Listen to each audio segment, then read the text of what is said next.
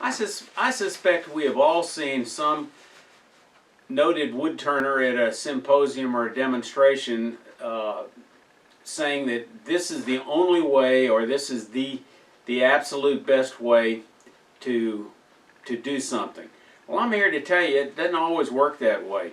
In many instances, it's a function of what's your budget, what's your turning preference, what's your skill level, what tools do you have, and what projects are you working on.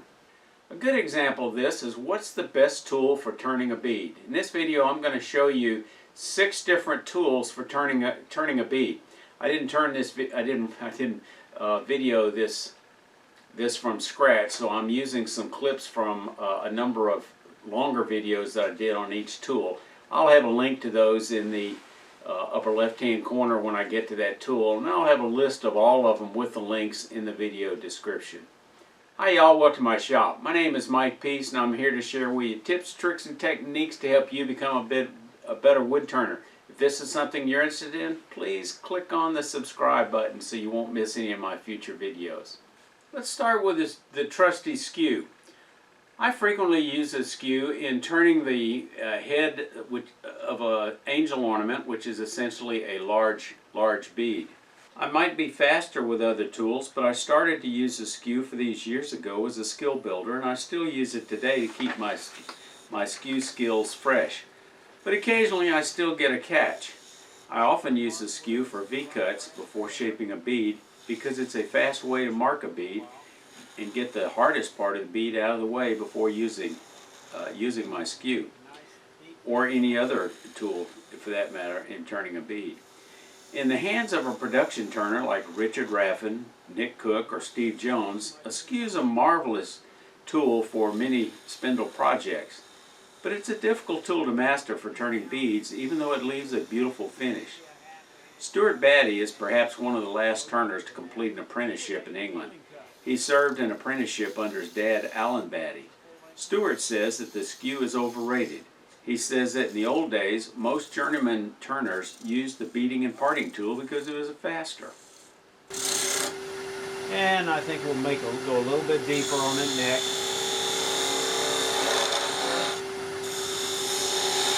Try to take a smooth cut there on the collar. Now this is basically a bead, so we're going to practice turning a bead. Again, this is a great skew exercise. You'll hear me say that again. And you have to lift, push, and rotate. When we finish with this, you want to be in the perpendicular position. It pays to just catch a little ruffle and keep controlling it. Don't ever back up. Once you got it, keep on going. Don't ever back up, or it will catch.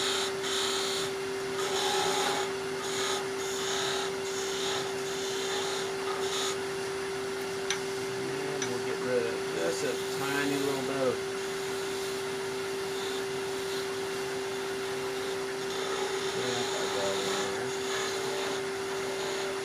alright, so we made this neck a little thin. We're going to come back, being careful not to catch the toe. We're going to use the heel and finish rounding on this side, being careful not to control it carefully, not go into the live center.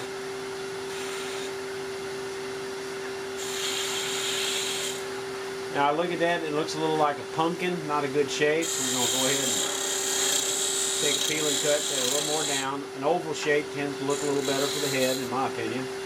In effect, I think of a skew sometimes as a tiger. You think you got him domesticated, but if you don't control him and watch him very carefully, he will bite you.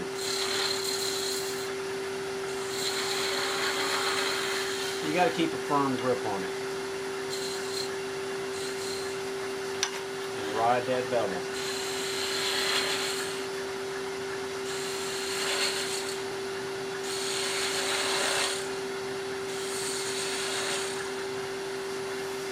Okay. Let's move on to the beading and parting tool. You might call it the first cousin of the skew because it has a similar profile and it has 2 edges meeting to the point, and it has a similar bevel grind, typically 40 degrees. I was first introduced to the skew several years ago watching Hal Simmons do a demonstration for Gwinnett Woodworkers, where he used the beading and parting tool to turn probably 80% of this globe ornament. For me, it has an advantage over a skew when turning beads. It's less prone to catches because it has less cutting edge further away from the fulcrum. It's easier to cut both sides of a bead with less change in tool position. I do not feel that it does as good a job making a V-cut where the skew actually excels.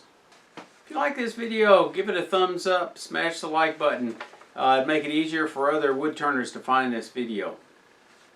Let's look at this tool in action. This is going to be a sphere, so let me go ahead and knock out some of this waste wood here.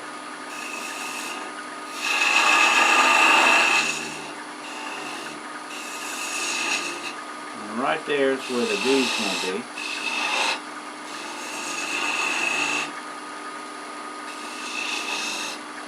I really love this tool for making tenons because you can do this in one pass as opposed to a thinner parting tool where you might have to take multiple cuts. Let me give you some idea of how it can be used for turning beads. Mark a couple of bead locations. We're simply just going to roll a bead with this thing. It acts kind of like a small skew.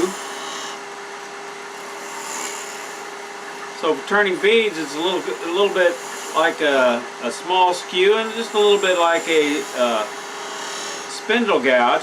But I think one of the advantages is when you lay this down to turn this, you don't have to rotate it and lift it up quite as much as you do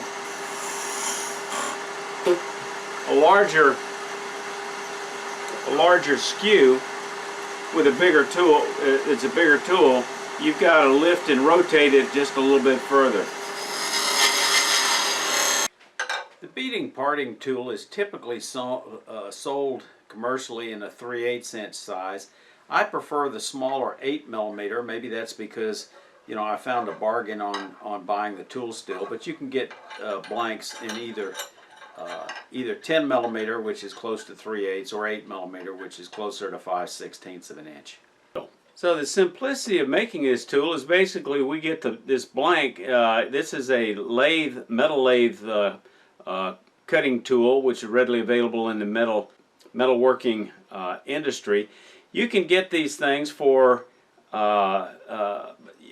generally less than $5. I've bought these things off of Amazon for as little as 4 of them for $10. Generally, you need to buy them in a package of 4 to get your best price. And I found them off Amazon for less than $10, and I've also found them on eBay. My favorite tool for beads up to, say, 2 inches is probably the 3/8 inch spindle gouge. Larger, and I might go with the larger 1/2 inch spindle gouge. I demonstrate this in a video clip from an earlier video on learning turning by practicing beads and coves.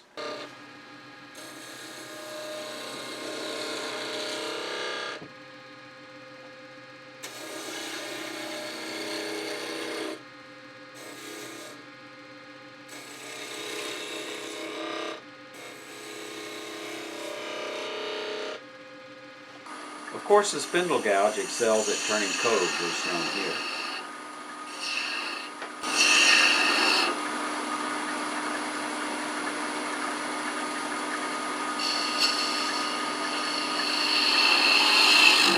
Make a V-cut here.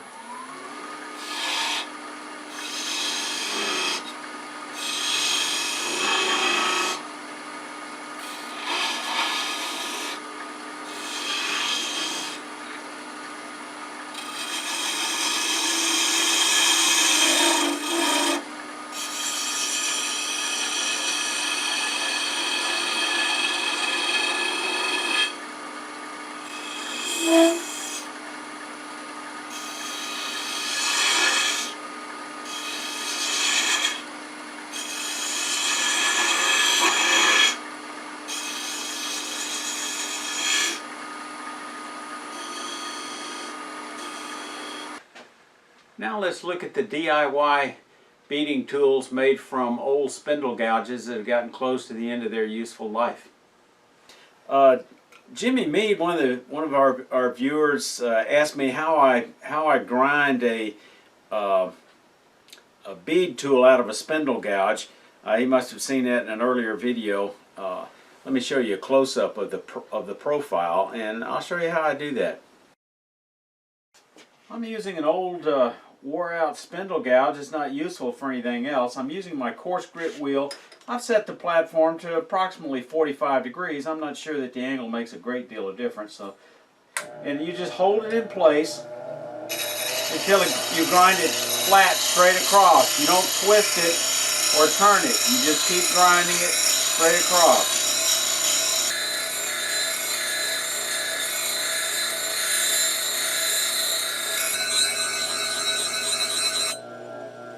Here's my two Harbor Freight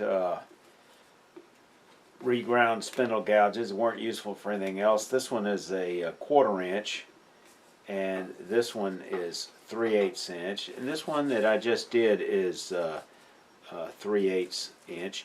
Now this one, as I measured these, it was almost about 53 degrees angle. On this one, actually, it was closer to 40 degrees, the one I just finished with. So let's put this in the handle and let's see how it works out. Okay, I've got a cylinder turned out of what seemed to turn as fairly soft wood. I'm not sure exactly what it is.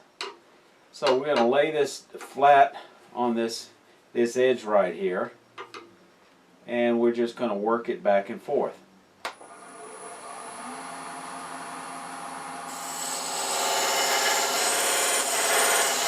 Just a rocking motion, and there we are. Let me give you another view of that.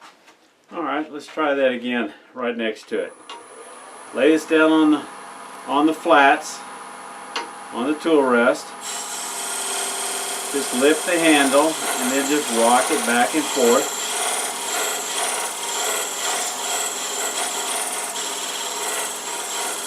And there you go.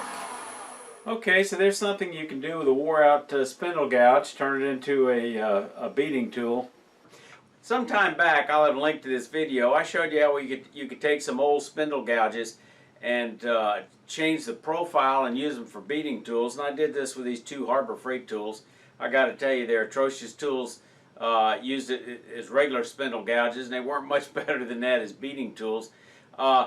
But I was at Raleigh this weekend at the AAW Symposium, and I was visiting with D-Way Tools, and they just got some wonderful beading tools. I want to show you a couple of them. These are the tools that Harvey Meyer uses, for example, in his baskets of illusion, and they just do a wonderful job. These are the two tools I bought. One is a 1/16 inch and one is a 1/8 inch. The beauty of these, the way the flute is, they're very easy to sharpen. You just hone the top every time you use it, and they don't even have to have a handle on them because they're so there's no stress or tension on them. They're just torque. They're just very easy to use. Let me demonstrate. I'm going to start off first with the 1/16 inch bead, and we're just going to lay this thing flat on the tool rest. Turn it at appropriate spindle speed for what you're turning, and you just put one edge of the wing on one side where the bead is, and you just kind of give it a rocking motion like this. You hold the handle fairly low, and that's all there is to it. The bead is done, and if you want to do another one next to it, and this is where the real strength of this tool comes, is making multiple uniform beads that would be very, very difficult and be very tedious if you had to do it with a spindle gouge or a skew, and that's why I think Harvey uses this thing for baskets of illusion. Just to show you a different shape, let's go to the 1/8 inch. Again, we're going to drop the handle, and we just kind of give it a rocking motion side by side. It tends to work best in very hard wood. This is Bradford pear, one of my favorites, and probably wood I would frequently use this for.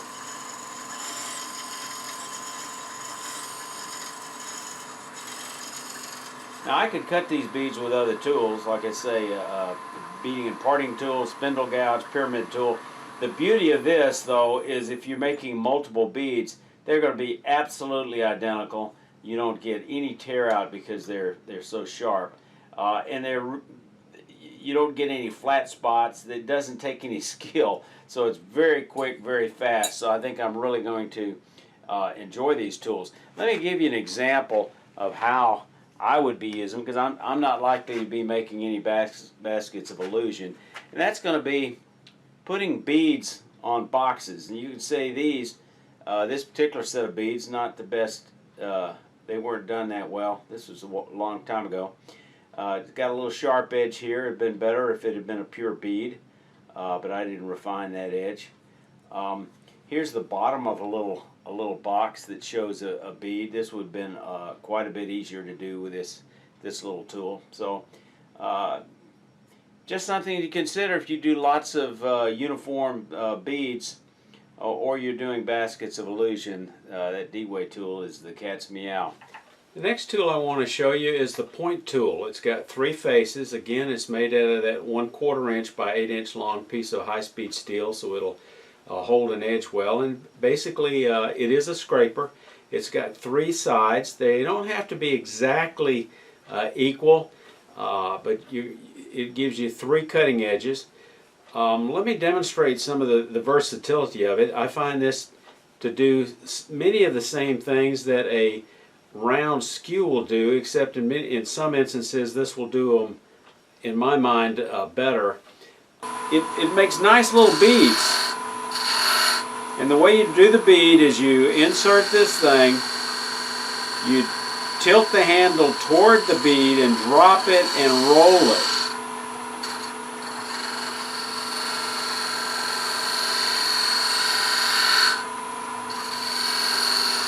Drop the handle, roll it over. So you're actually cutting with the side, and by dropping the handle and rolling it, you miss the tip. The tip does not cut that bead at all, otherwise it would wind up scraping it.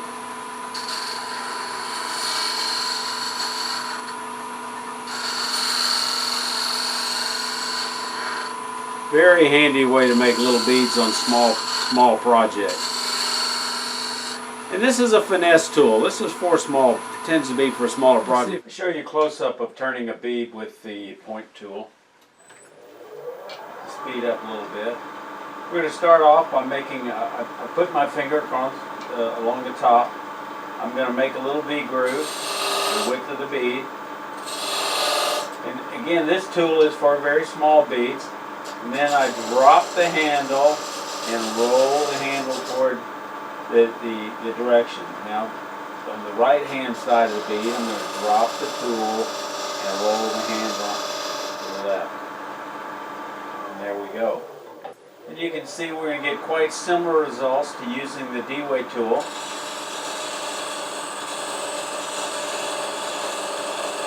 Although the D-Way tool actually cuts a little bit cleaner, and if you had to make 1,000 of them, this is the way to go. I hope this video has opened up your eyes to the many options you have for turning beads, and see that it's a function of what tools you have on hand, what your turning preferences are, what size project you're turning. I have links in the show notes to the different longer videos on each of these tools in case you're interested. As always, I welcome your questions and comments. Y'all stay safe and come on back, you hear?